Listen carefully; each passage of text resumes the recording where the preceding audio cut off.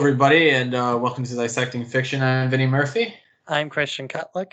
And today we have another set of bold predictions from Dissecting Fiction. It's a very eventful time, oddly enough. I think it's just because a lot of business stuff is kind of moving around. That said, we're past San Diego for the year, which was a digital convention, and very little was announced. Yeah, well, we're getting. It seems like Comic-Con, especially, is taking the route of E3, where like all these companies are deciding, well, we can just fucking do it on our own. We don't need Comic-Con, and like what they had the DC Fandome coming out sometime later this month. Yeah, it's funny you bring that up. I swear we didn't plan this. Because my prediction actually has something to do with that. Oh, really? Okay. So DC, if you haven't heard, organized a digital convention called the Fandome. It's going to be 24 hours solid, apparently. It sounds like they are going to be dropping a lot of announcements. We know pretty definitely we're getting a James Gunn Suicide Squad trailer. We know pretty definitely we're getting a Snyder Cut Justice League trailer. There's got to be a few surprises snuck in there, too. This is DC very clearly trying to kind of maneuver while Marvel is down. I don't want to say kick them while they're down. I don't think that that's their approach anymore. I think this is them seeing an opportunity to create a buzz while Marvel is quiet, which is where my prediction comes in. I think there was a plan for Marvel in 2020 that we're not going to quite get what we were supposed to. You know, we're waiting on Black Widow, whether that's going to end up actually released in theaters or not. They've been real shaky on release dates for Falcon and Winter Soldier and WandaVision now. That has to be sort of the domino effect for Marvel films that they've never really had to experience before. You know, they've always been able to kind of do what they wanted when they wanted. Now timing is really thrown off for the entire industry. What I think is going to happen because of this is I believe that they were going to do somewhat of a slow burn build to the Fantastic Four and X-Men. Not that it would be too many years off, but probably not 2021. I think the result of this sort of new environment is going to be us getting a big announcement, perhaps right after DC Fandome or the same week, announcing officially Fantastic Four or X-Men. So did they announce anything at D23 this year? So far there have been a few D23 events. You know, they've been smaller. There was an investors call where they kind of officially announced a few items, but they've been really holding back as far as anything big, which is why I can't help but believe it's coming. Like, there are announcements, and like I said, they're going to be combating some pretty big ones for Warner's at this Fandome. There's also rumors that if this Fandome does well, that they're going to do ones for like all of their major franchises. So we might end up with a Mortal Kombat Fandome. We might end up with a Looney Tunes Fandome, and it seems like Warner's is trying to get this upper hand, and I can't imagine that, regardless of the creatives, because I always feel like creatives tend to be a little more level-headed with this stuff, there have to be executives freaking out, right? Yeah, I know on Marvel's end, it's that they've gone to this point where they so like intricately planned like the release of these films. Like if one is delayed, it throws everything off. Like they were planning Black Widow back in like May, and they were planning for another film in September, and that's how it's always been. And the fact that they couldn't do that, I feel like, has just thrown a wrench into everything to the point where like you might not be seeing the stuff they announced for like 3 or 4 years. Right. Or, things get shuffled and they have an opportunity to reevaluate. It's interesting. There are rumors that there have already really been like directors and writers pretty locked in for Fantastic Four and X-Men. It's always, you always take that with a grain of salt, but the names that were popping up were all people who were involved with like The Mandalorian and other projects that have been really successful recently. I just think it's going to happen. I think they have to drop something big. just from a marketing point of view, because Marvel is always about momentum and being hip, or at least appearing hip. That's something that, we talked about a lot in our podcast that was just on the MCU films, where like, even though, they're not always comic accurate, they're always really good at kind of making it look like they're doing a lot of fan service, even if they aren't. I think they need to do it. I think they're so slowed down that if the spotlight comes off of them too long, it could really throw off people's interest. Like, I think a lot of people have already lost a lot of interest in Black Widow. Yeah, well, I think we kind of talked about in our MCU podcast is that like people have been demanding a Black Widow film back in like 2012, and the fact that it's coming out now, it's like, well, does it matter at this point? Like, there's so many other characters that people are so much more interested in. Yeah, they broke that sort of feeling of like, even though things are probably going to go back to being somewhat episodic, they really broke the momentum on that in a way that it's never been broken before for them. Yeah, and I think you're probably right about the Fantastic Four and X-Men coming back just because of how much attention they're making in the comics now. Like, the two big event comics this year are both like a Fantastic Four event comic and an X-Men event comic. Oh, yeah, and I mean, like, I don't think that they were trying... They're not even trying to hide it now, like, it's not like Feige hasn't directly mentioned the franchises in interviews. It's just that announcement. If we get, even just like an X-Men teaser poster pops up with like new font type, people will lose their minds. Maybe they'll finally announce New Mutants coming out. It is supposed to come out. We'll see what happens. I think it's going to end up on VOD and not ever released in theaters, but it's not just me. It's a lot of people.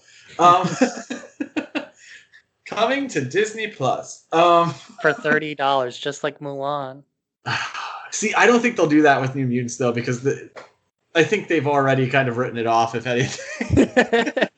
Like, they had to have at some point. Plus, they started putting up all the X-Men movies that they have the rights to be able to, so I think that has to be in preparation for something, right? Yeah, oh yeah, absolutely.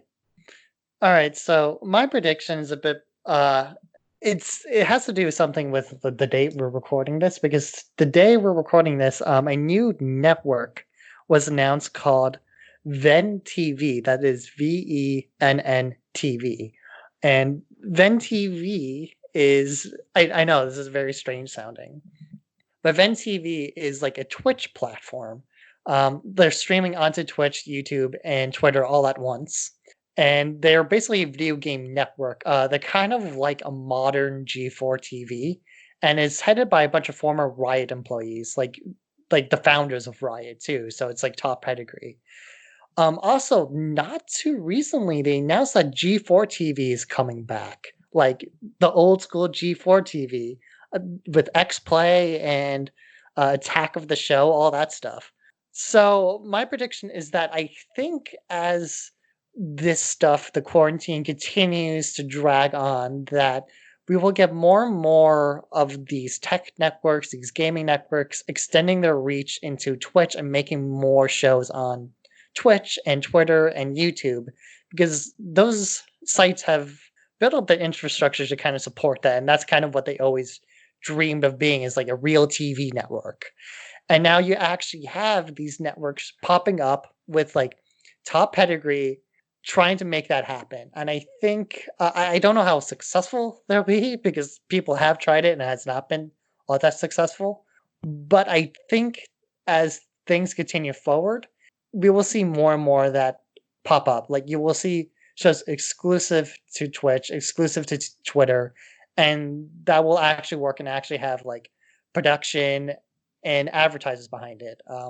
For example, Vin TV has a show called The Gray Zone, which has Sasha Grey of adult entertainment fame hosting a show, and also like no several idea other. You're talking about Christian. I don't know who that is. You don't know who Sasha Grey is? No, never heard of her. Nope. No clue. It's real left field. In the awkward position. I've never seen her in an awkward position. No. But she's been on Twitch recently, and where she just basically plays like Fortnite and shit. But now she has a show on Ven TV that she's hosting. So I think as things continue forward, we'll basically see these networks, these streaming services kind of explode. Not just like Disney Plus, but like Twitch becoming like a true tech platform that's not just like people playing video games, but people actually discussing technology and things moving forward and all that stuff. I do look forward to G4 TV. Like I said, I don't know how successful either of these will be, but the fact that both of these are getting such a huge push, especially today and last week, I think that's how our entertainment is going to start changing. Is that we'll have our news coming to us in a very different format from now on. Yeah, it's interesting. I saw that G4 announcement, and as much as I am interested, I couldn't help but think is like, man, if only they had just like stuck it out, I think they would be much bigger now. And I don't know. Do you think it can work on this back end? There is ways to make it work, because usually what they do is that they get like advertisers. They use like certain mouse. They use like the computer mouses. They use certain monitors, and that's how they kind of make up the profit outside of just advertisers, and even just like the clothes they wear and everything. That's usually now how a lot of these Twitch streamers make their money. It's just by using product on their stream. Yeah, which is in itself sort of an interesting like turn back to the way TV started. Like, here's some people doing some things. I smoke Marlboro. Like the ninja just has like a refrigerator full of like Monster Energy drinks just behind him, and it's just like a giant mini fridge just full of Monster Energy. I don't think I've ever seen him drink them. They're just there. It's probably as healthy as the cigarettes. But so there you have it. A couple of bold predictions. Special appearance by a porn star in this one, which is rare. Her career trajectory is very strange. I think this is the first time we've ever mentioned a porn star on the podcast. Really? I guess that's not too surprising. I'm surprised not one of like the superheroes we covered was accidentally like starred by a porn star or something. Yeah, just now we have to research like what porn stars showed up in Marvel films. Is that our next podcast now? Is that the direction? Is Marvel part of the DCU or Marvel? Anyway. If you're looking to... Oh, now I just said to buy some toys. This is really going off the rails. Well, check out toystoreguide.com. It's not that type of website, but they do have really great resources for finding toys in your area. A lot of great local businesses that need your help right now. Tough times all around for small businesses. Be sure to check out your local comic shops, restaurants, record stores, anyone who has been affected by the economic downturn. If you're looking for more from us, check out Google. Just type in Dissecting Fiction. You'll find us on Facebook. You'll find us on Instagram. You'll find us on Twitter. You'll find us on Vero, because we support Zack Snyder that much. But we're easy to find. That's the message. When you listen to this, make sure you rate it, you thumbs up it, you share it, any of that good stuff. We don't have to tell you the specifics anymore. You've been doing this for a long time. I'm Vinny Murphy. I'm Christian Kutlick. And thanks for listening.